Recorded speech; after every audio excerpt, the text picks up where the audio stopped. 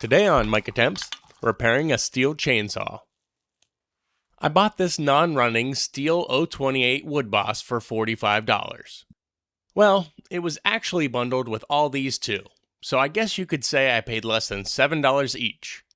Anyway, the Stihl was all I really wanted.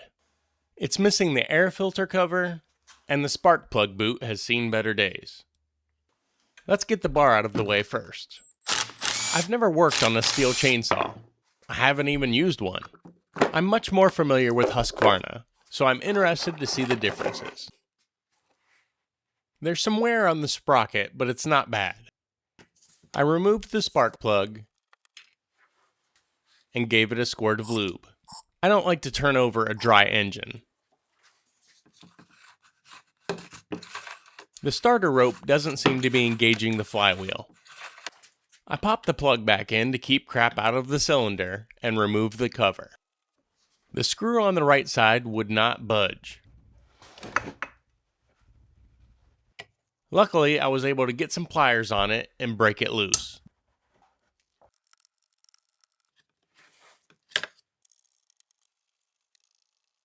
After removing the side cover and evicting a snail, I was happy to find the engine was not locked up.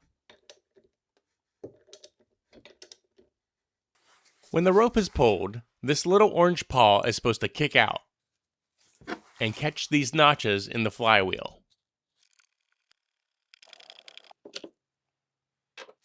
I pulled the cord all the way out and held it in place with a clamp. With the clip out of the way, the paw can be removed. I cleaned everything up, gave it a dab of grease, and reinstalled the clip. That's better. Before cranking over the engine, I hear something rattling around in the muffler.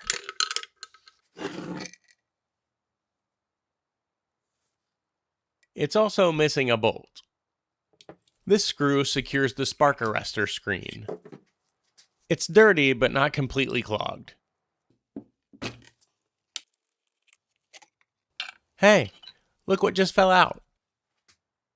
What are the odds? It's missing another bolt though. We'll take care of that later. All these tools I picked up had been left outside. I emptied the fuel tanks when I got home and they all had water in them. It looks pretty nasty in there.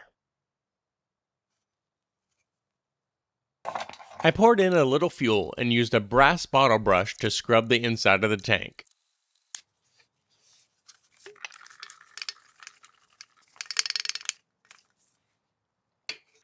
After repeating the process, all the loose stuff had been removed. The filter will catch anything else. Now let's check for spark.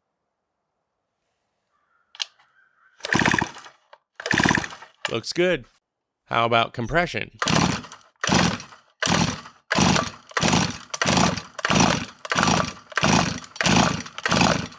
$133. That'll work. The choke is built into the air filter. The carburetor looks way newer than the rest of the saw, so I wonder if it'll start. I cleaned up the air filter and added some fresh fuel.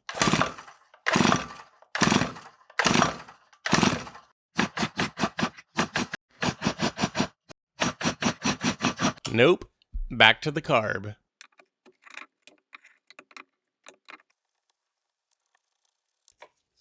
To release the throttle linkage, I pulled the trigger, held open the throttle with a screwdriver, released the trigger, and it popped right off. Once the supply line had been removed, I was able to pull out the carburetor. This is the port for the return line, which goes here. The supply line is split.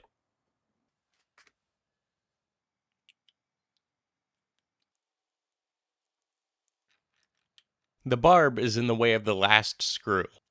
I'll come back to it.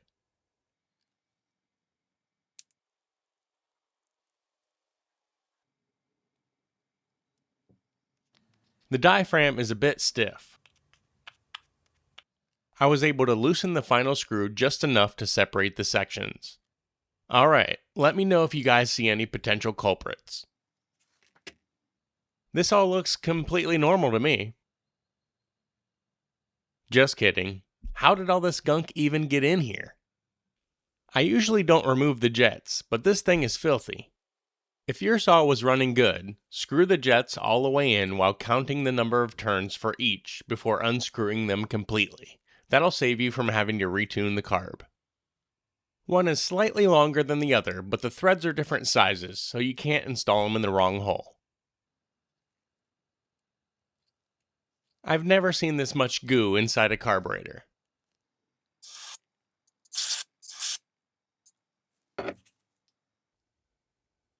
If needed, you can reuse the diaphragms and gaskets as long as they're carefully removed.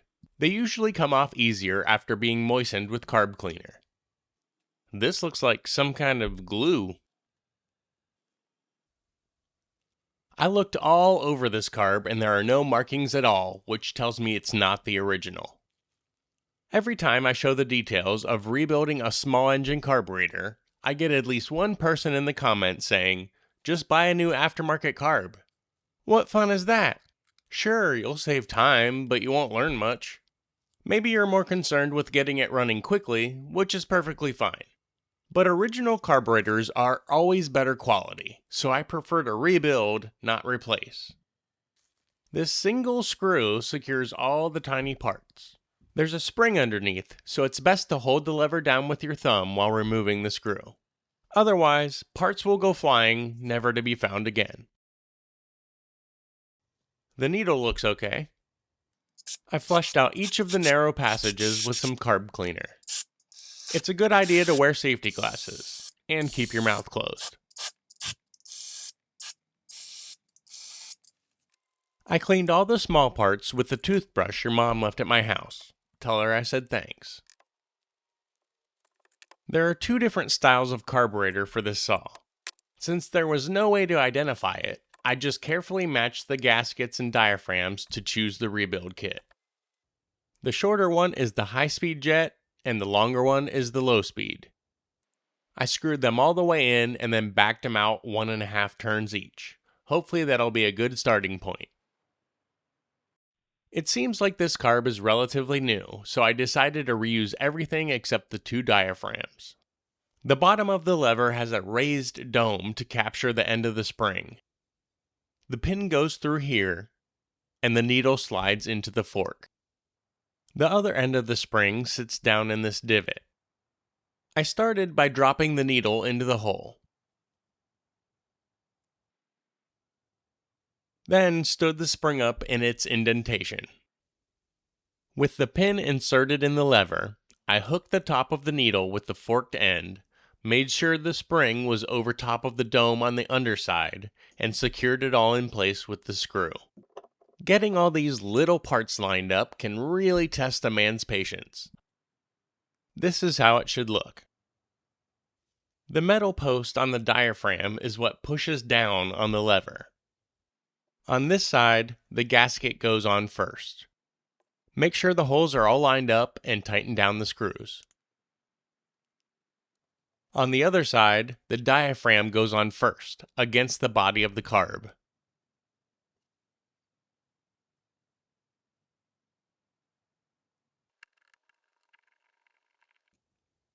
Before it can be reinstalled, I need to replace the fuel line. I removed the fuel filter and yanked out the old line.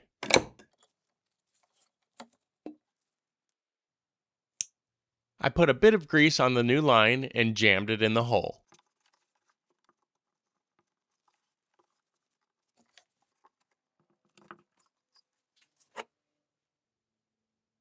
Reinstalled the carb in reverse order.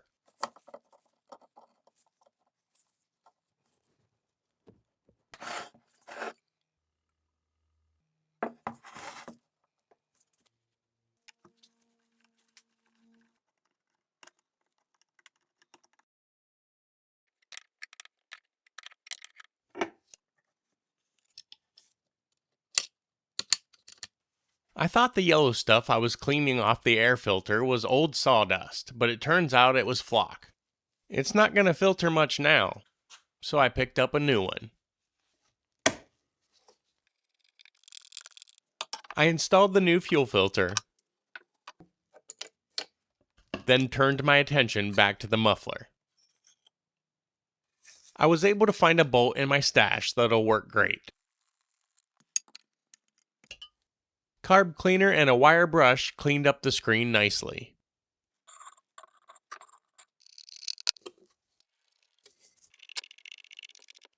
The boot is pretty chewed up, and the connection isn't very tight on the spark plug. So I bought a new spark plug boot kit. This part pierces the insulation to make contact with the wire inside.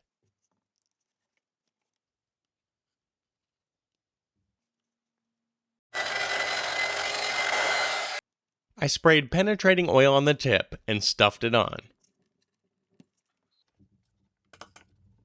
When the used air filter cover arrived, I realized it had a captured nut. This air filter must work for a newer style of saw, so I needed to remove the center nut.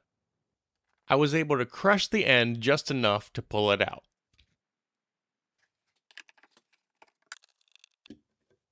The side of the air filter cover says 1 1/4 turns out for each jet, so I made that adjustment.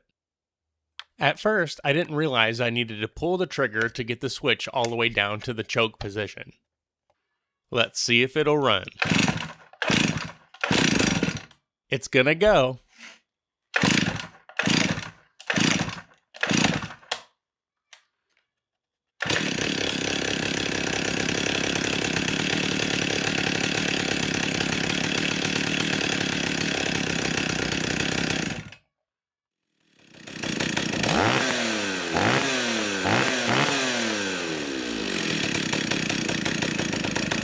The white smoke is just the spray lube burning off. The oil pump works. The edges of the bar are slightly rolled over in a few places. Nothing a file can't fix. I kept the file almost flat to the bar until all the burrs were gone.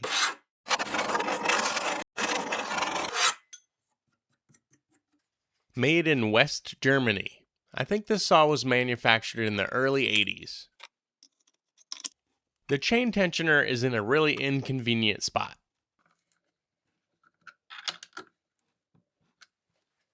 I gave the blade a quick sharpening. Time to test it out. Once I got it dialed in, the first cut went pretty well. But then the engine started cutting in and out when I put any pressure on the bar. I spent a lot of time adjusting the carb and was about to blame it for everything when I noticed the ground wire was loose. I recrimped the terminal and now it runs great.